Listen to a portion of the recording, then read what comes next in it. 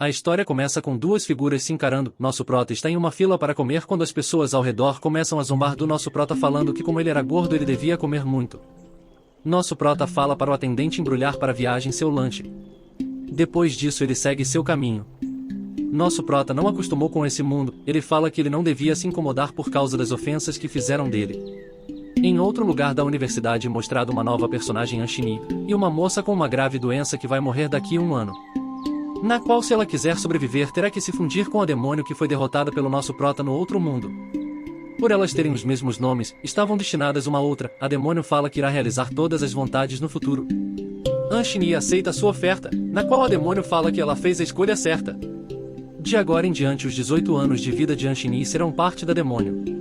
Ela fala que é uma pena que todas as alegrias e tristezas que Anshini sentiu sejam apenas uma gota no oceano para a demônio. Ela continua falando que depois de dar duro durante milhares de anos, finalmente havia matado o imperador, mas no final ela não foi feliz como ela esperava. Agora a única coisa que ela possa fazer é reviver o mundo demoníaco um dia.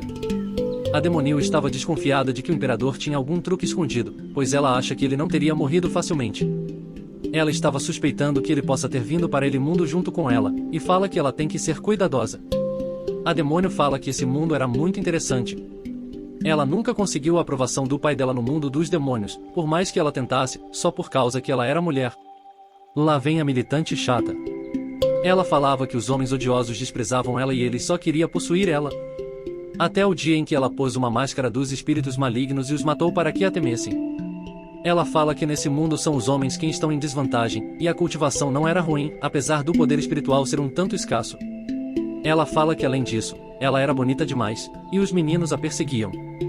Nessa hora nosso prota chega nesse local em que a demônio estava. A demônio fala que como ela era mulher era bom ser direta.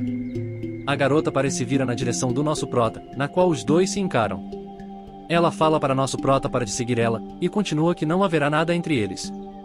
Nosso prota fica sem entender nada, e chama ela de estorvo na qual ela fica envergonhada. Ela fala que é melhor recuperar suas forças o quanto antes e ir embora desse mundo. A demônio fala que os rapazes desse mundo são um tanto tímidos, então na cabeça dela nosso prota estaria envergonhado e se negou a admitir o que sente. Nosso prota fica surpreso e se perguntando do porquê ela estar seguindo nosso prota.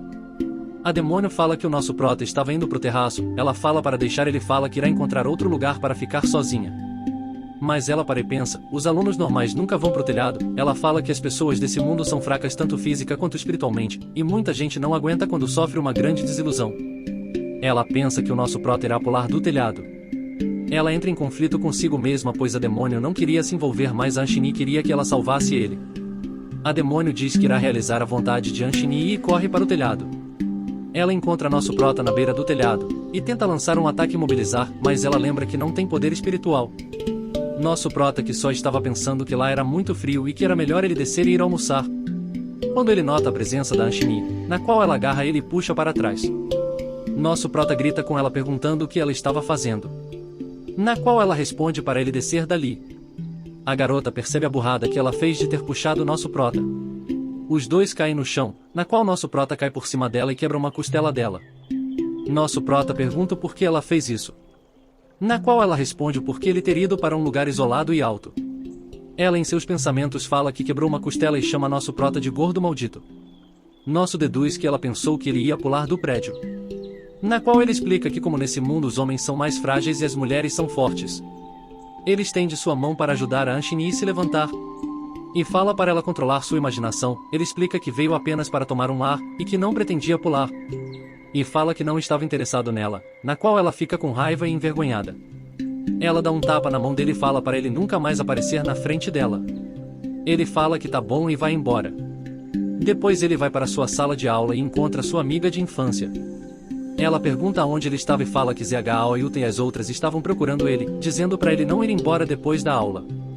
Nosso prota responde ela falando que era tudo por culpa dela, e fala para ela resolver isso sozinha. Ela fala que vai com ele depois da aula, e fala para eles irem jogar com a Yuta. Ela fala se ele deixar ela ganhar o suficiente, ela deverá deixar ele em paz. Nosso prota responde que não vai. Ele pensa o porquê dele ir, ele não queria perder para uma garotinha, mesmo que seja só em um jogo. Ela fala que ele nem precisa olhar para Yuta para saber como se comportar, ela fala que ela é uma jovem mestra da família Soyu, e não era bom irritar ela. Ele responde que foi ela que arranjou um problema. Sua amiga responde que não esperava que ele fosse mais forte que uma rainha e ganhasse.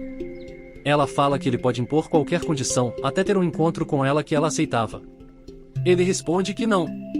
Ela fala que então lascou tudo. Ele fala para ela não esquecer da montanha Uzhagao, na qual ela concorda desanimada. Nosso prota estava indo embora quando lembra que tinha caído em cima de uma menina. Ele pensa que ela deve estar bem.